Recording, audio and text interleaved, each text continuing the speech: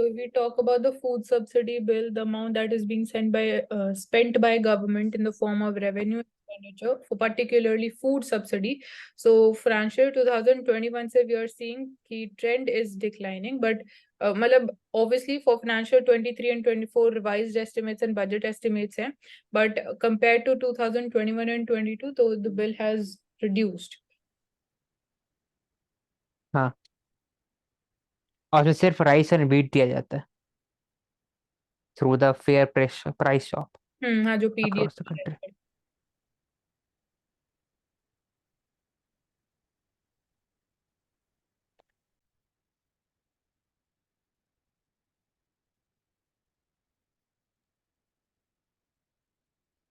ये ले सकते हैं मानसी।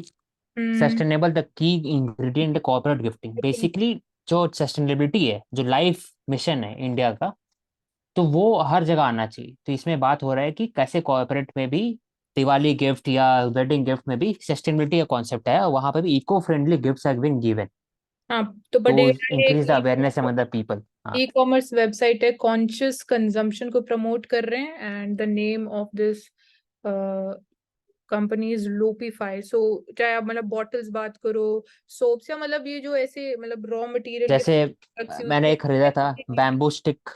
हम्म। बैम्बू स्टिक से रिलेटेड जो ट्रे था, अच्छा था, वो बैम्बू स्टिक से बना हुआ था। अच्छा है, हम्म। मतलब दिखने में लग ही नहीं रहा वो। तो हाँ, तो ऐसे बायो प्रमोट कर सकते हैं स्टार्टअप, सस्टेनेबिलिटी बायोमेटेरियल। इवन फ्लावर्स भी जो यूज किए जाते हैं, सो मतलब आर्टिफिशियल फ्लावर्स में वो plastic is a component which is used, so sustainable gifting is being promoted.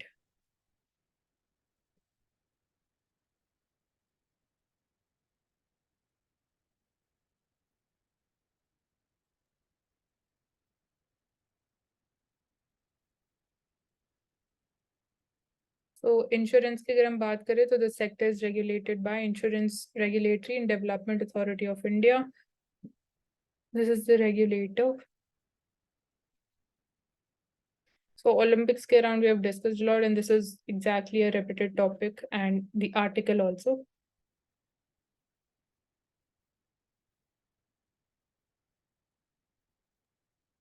So even in traditional और इन मॉडर्न अवतार और ग्लिटन फ्री, शुगर फ्री। तो sweets. Basically we can say that people have been aware of the sugar related problems और कैसे इसको दूर किया जाए, and they are using sugar free और ग्लिटन फ्री स्वीट डिशेस।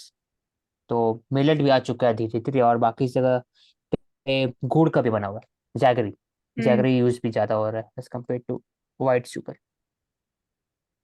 इसमें एक अल्टरनेटिव वर्षन और आ गया है मिठाई में, एज मिठाई भी है। बेसिकली मिल्क बेस्ड से मतलब क्रीम बेस्ड, और जो मिल्क पाउडर बेस्ड मिठाई आ रही हैं, तो वो थोड़ी हेल्दी मानी जाती हैं। Milk water healthy. हाँ, बेसिकली शुगर इनटेक कम होता है ना उसमें। शुगर इंटेक तो आप ऐसे शुगर कम कर रहा है, शुगर तो हर चीज में होता है, फ्रूट्स में भी होता है, बाकी जगह भी ऑर्गेनिक होता है। शुगर, ऑर्गेनिक ऐसे हाँ, शुगर, एज ओल्ड ऑर्गेनिक होता है। रेसिपीज एंड हाँ, स्वीट, उनको प्रमोट किया जा रहा है। डायरेक्टली शुगर मत खाओ, लेकिन ऐसे तो शुगर खा ही सकते हो। अरे थोड़ा मोटा खाने में कोई दिक्कत नहीं होती है। हाँ, वही बता रहा हूँ।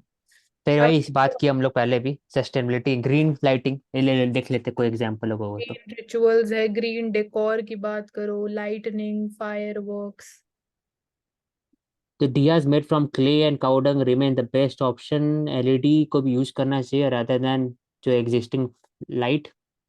इसके बाद फिर ग्रीन फायरवर्क्स, तो ग्रीन फायरवर्क्स में एग्जाम्पल नहीं दिया हुआ है।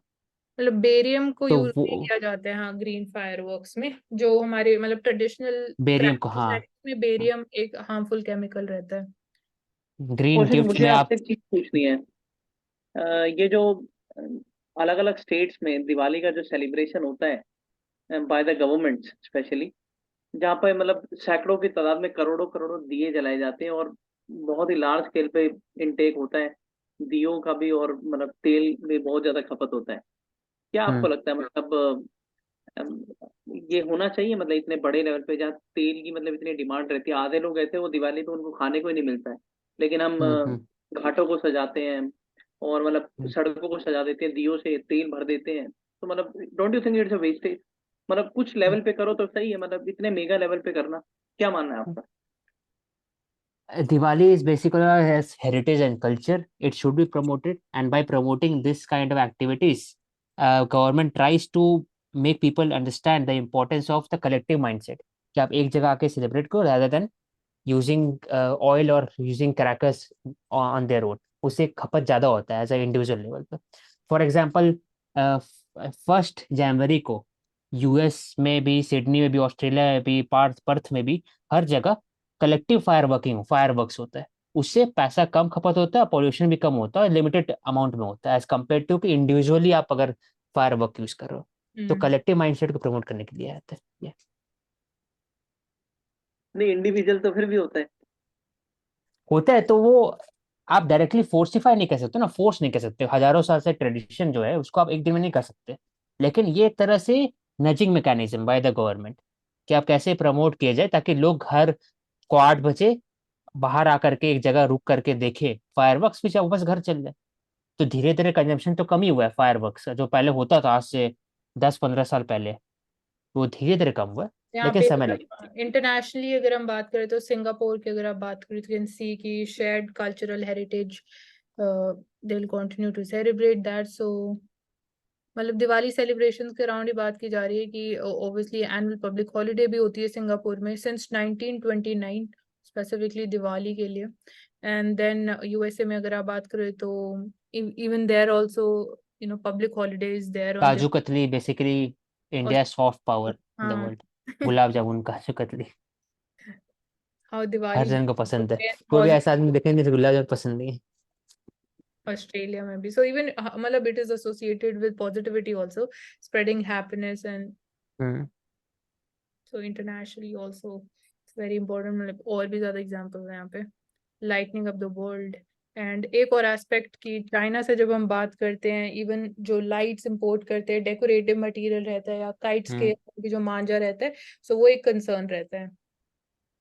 हाँ, तो हम लोग शुरू में बात की कि लाइफ मिशन में ये भी आ जाएगा. तो celebration of festival should also be sustainable manner, in sustainable manner. हाँ, मतलब इकोनॉमी के पर्सपेक्टिव से भी अगर हम बात करें तो एक तो इम्पोर्ट डिपेंडेंस रहती है, इम्पोर्ट ये करना ले सकते हैं. To that harmful also. Hmm. और shipping contributes heavily to climate change. So हम मतलब ग्रीन मैरीटाइम सेक्टर की बात करते हैं, ग्रीन शिपिंग की बात करते हैं, तो even from the perspective of fuel अगर आप बात करो क्या यूज किया जा रहा है, the material that is being used in building different ships, that's important. And यहाँ पे एफिशिएंसी की अगर हम बात करें तो दैट इज इम्पोर्टेंट. टेक्नोलॉजिकली क्या हम इम्प्रूव कर सकते हैं. So container shipping lines they are betting on greener technologies, but there are still reasons those wagers could fail. So when we talk about specifically, you can discuss this topic specifically. India क्या efforts ले रहा है, and by that time मैं इसमें और important details find out कर सकती हूँ. So 3 बेसिकली इसमें क्या है कि आप पढ़ लीजिए इसको. मेरे शिपिंग इंडस्ट्री है तो एक तो है कि शिपिंग का रिसाइकलिंग पार्ट, कि after the usage of the shipping vessel उसे रिसाइकिल कैसे किया जाए.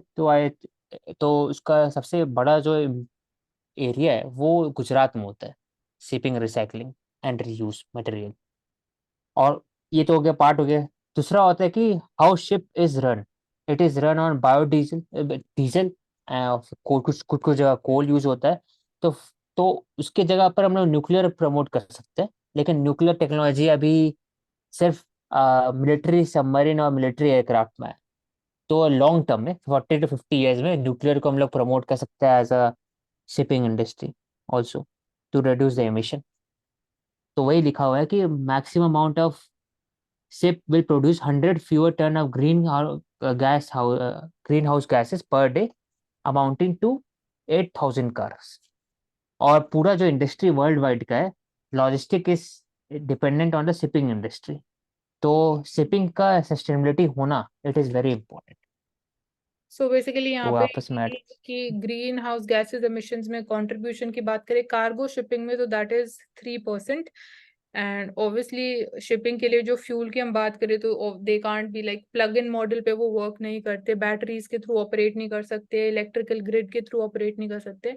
जो इवन ग्रीन फ्यूल हमें चाहिए तो that needs to be portable. और इसमें right now we are seeing कि ग्रीन शिपिंग की तरफ मूव करने के लिए क्या स्टेप्स ले जा रहे हैं, तो मीथनॉल बर्निंग बेस्ड शिप्स के लिए orders are being placed। तो मैन्युफैक्चरिंग में बेसिकली जो चेंजेस हैं they are being done, orders are being placed. And data के पर्सपेक्टिव से अगर हम देखें तो 50,000 cargo ships world wide level पे हैं, they are there delivering the goods and the cargo, and they delivered 90% of the world's traded goods।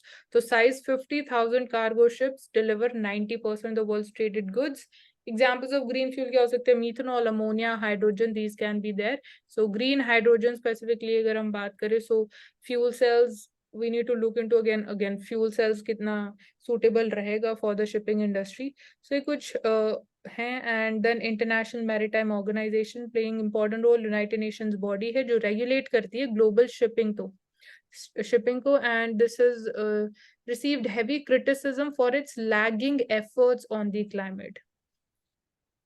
so this is the important information as far as the shipping industry is concerned।